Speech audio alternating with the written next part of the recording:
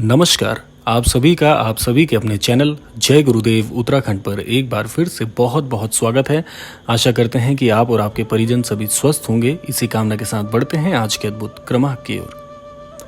आज के इस क्रमांक में हमने बहुत सारे तथ्यों को शामिल किया है कि जीवन में ज्यादातर क्यों मनुष्य नाकामयाब हो जाता है, जीवन में ना जाने क्यों इतने कष्ट आ जाते हैं, और ऐसी बहुत सी वजह इसमें हमने शामिल की है जिस वजह से आप अपने जीवन में तरक्की नहीं कर पाते और आपको ऐसा लगने लगता है कि सृष्टि केवल और केवल आपके लिए ठीक नहीं कर रही है। तो आज इस संदर्भ में बिना समय व्यर्थ किए हुए बढ़ते हैं आज के अद्भुत क्रमांक की ओर।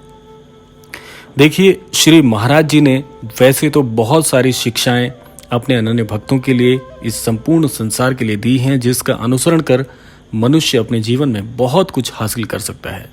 इसके साथ साथ जीवन में बहुत सारे दुर्गुण होते हैं, उन दुर्गुणों को समाप्त करके जीवन की एक नई राह और नए अभ्यासों को जीवन में हम शामिल कर सकते हैं।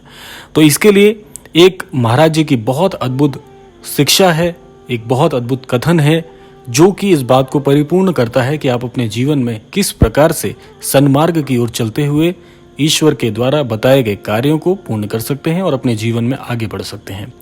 श्री महाराज जी कहते हैं कि जो व्यक्ति जीवन में बहुत सारी योजनाएं लेकर चलता है कि आने वाले समय में मैं यह कार्य करूंगा, आने वाले समय में मैं इस कार्य को इस ढंग से पूरा करूंगा, या जितनी भी योजनाएं हम बना के चलते हैं वह एक बात से पूरी तरह से निष्कासित हो जाती है, और वह बात है कि महाराज जी कहते हैं कि मनुष्य आगे की लेकर तो बहुत चलता है, लेकिन अगले ही क्षण क्या होने वाला है वह इससे अनभिज्ञ रहता है।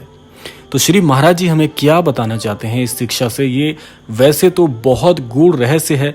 महाराज जी के इस छोटे से वाक्य पर अगर बात की जाए तो कई क्रमांक इसको पूर्ण नहीं कर पाएंगे, लेकिन हम इसको इस संदर्भ में बहुत आसानी से पूर्ण कर सकते हैं। श्री महाराज जी इस ओर इंगित करते हैं कि जीवन में योजनाएं बनाना तो ठीक है, लेकिन योजनाएं बनाने के बाद उसके भरोसे बैठ जाना एक बहुत गलत अभ्यास है। या इसे यूं कहा जाए कि जीवन में बहुत सारी योजनाओं को लेकर नहीं चलना चाहिए, बल्कि आज इसी समय में, इसी क्षण में अपने जीवन को पूर्ण रूप से जीना प्रारंभ करना चाहिए। और यही बात हमारे धर्मशास्त्रों में भी कही गई है, बहुत गहराई से इसको बताया गया है, और बहुत से संतजन यही बात को अलग अलग शब्दों में कहते हैं। कहने का आशय यही है कि आज में ही जीवन है। कल में यदि आप अपने जीवन को देख रहे हैं तो आप दो काल पूरी तरह से खराब कर रहे हैं। वे दो काल कौन से हैं? पहला वर्तमान काल, यानी कि मान लीजिए आप भविष्य में एक घर खरीदना चाहते हैं, उस घर के लिए आज से ही आप योजनाएं बना रहे हैं, उसके लिए आज से धन एकत्रित कर रहे हैं। तो आज क्या खराब हो रहा है? आज का आपका वर्तमान खराब हो रहा है उस योजना से। देखिए, योजनाएं बनाना गलत नहीं है, लेकिन पूर्णतः उस पर निर्भर रहना, अपना सब कुछ झोंक देना भी गलत है, क्योंकि आप इस वर्तमान में आज में क्या घटित होने वाला है जब यही नहीं जानते तो वह भविष्य कौन देखेगा। इसीलिए कहा जाता है कि वर्तमान में अपने जीवन को जिए, जो इस क्षण में अभी चल रहा है उसमें अपना सर्वस्व दीजिए और उसमें ही प्रसन्न रहने का प्रयास कीजिए, क्योंकि आप केवल वर्तमान को जानते हैं। दूसरी बात, दूसरा काल हम कौन सा खराब करते हैं? मान लीजिए भूतकाल में, गुजरे हुए कल में यदि आपसे कोई गलती हो गई है तो उसके लिए आज इस वर्तमान में पश्चाताप करना भी बहुत गलत है। पश्चाताप करिए, लेकिन अपनी गलती का एहसास होने के बाद आप पश्चाताप भी कीजिए। पश्चाताप करना एक अच्छी बात है, लेकिन उसको अपने वर्तमान तक लेकर मत आइए, यहाँ तक मत घसीटिए कि आज जो अभी क्षण आपका चल रहा है आप उसे भी पूरी तरह से नष्ट कर रहे हैं। तो दो काल आप अपने खराब करते हैं। इसके अलावा भविष्य के लिए ज्यादा सोचना बहुत गलत है। महाराज जी यही कहना चाहते हैं कि आज ईश्वर ने तुम्हें यह बुद्धि दी है, आज इस वर्तमान में आपको एक स्वस्थ शरीर दिया है और ईश्वर का नाम दिया है। सबसे बड़ी बात यही है, क्योंकि आज वर्तमान को यदि आप ठीक करते हुए चलते हैं तो आपका भविष्य स्वतः ही ठीक हो जाता है, क्योंकि आज जो आप कर्म कर रहे हैं वही तो भविष्य में आपको देखने को मिलेंगे। तो आज अपने कर्मों को इस प्रकार से जांचिए, परखिए और उसके बाद निर्णय लीजिए, तो आप पाएंगे कि आपका भविष्य आज अभी से आप संवारते हुए उसे चल रहे हैं। यह बड़ा ही गलत अभ्यास होता है। बहुत से लोग इस वजह से परेशान हैं। आज हम यह नहीं जान पाते कि हमारी असफलता का कारण क्या है। आपकी असफलता का कारण कुछ और नहीं, आपका यह गलत अभ्यास है। ये गलत अभ्यास यदि आप आज से अभी से छोड़ना शुरू करते हैं और केवल वर्तमान में जीना शुरू करते हैं, तो आप पाएंगे कि आज आप खुश हैं और इस खुशी के चलते जितने भी निर्णय आप लेंगे, आप सोचिए कि आप बहुत प्रसन्न हैं और प्रसन्न मुद्रा में आपका मस्तिष्क भी बहुत शांत रहता है।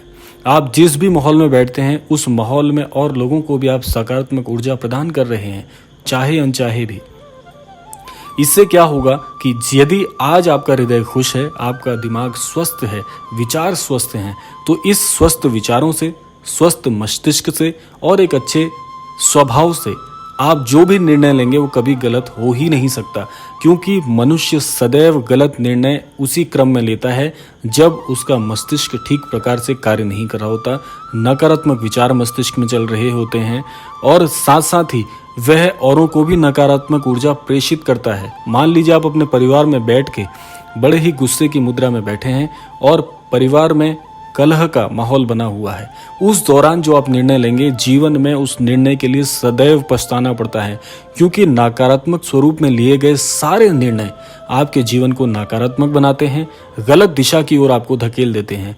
जहाँ पर सही मार्गदर्शन की आवश्यकता थी, जहाँ पर गुरु के उपदेशों की ज़रूरत थी, वहाँ पर आपने गलत विचारों को उड़ेल दिया और आपने क्या देखा कि आने वाला जो अग्रिम भविष्य है वह भी आपने अंधेरे में कर दिया, और स्वयं के एक गलत अभ्यास से।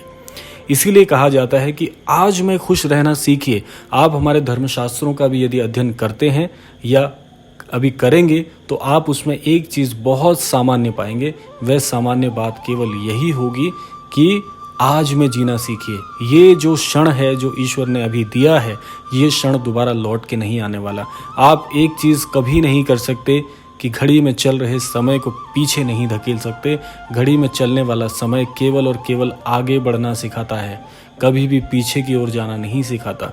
और यह अभ्यास आप कर भी नहीं सकते। जो लोग पीछे झांक कर देख कर अपने भूतकाल से आज सोच रहे हैं कि काश उस समय मैंने ठीक कर लिया होता, आपके या मेरे अब इस सोचने पर कोई फर्क नहीं पड़ने वाला, उससे कोई बदलाव नहीं आने वाला, क्योंकि जो बीत गया वह बीत गया है। यदि कोई बुरे अनुभव आपके जीवन में हुए हैं भूतकाल में, तो अब समय आ गया है कि उनको उसी के हाल पर छोड़ दीजिए, क्योंकि वो बीत गए हैं। आज उसको लेकर अपने जीवन में आज के इस समय को खराब तो मत करिए, क्योंकि यह समय भी खराब हो गया तो आप भविष्य में अच्छा अपने साथ होता हुआ देख ही नहीं सकते, क्योंकि आज इस समय में आप अपने भविष्य को भी खराब कर रहे हैं। तो यह जीवन का वह अभ्यास है जो श्री महाराज जी इंगित कर रहे हैं कि यह गलती जीवन में मत करिए। योजनाएं बहुत ज़्यादा बनाना भी गलत है, क्योंकि एक नियम है इस सृष्टि का। एक नियम मैं आपको बता दूं, बहुत ज़्यादा मीठा भी सेहत के लिए ख़राब होता है। बहुत ज़्यादा जीवन में कड़वे अनुभवों को लेकर चलना भी बहुत गलत होता है। यानी कि हर चीज़ की अधिकता गलत है।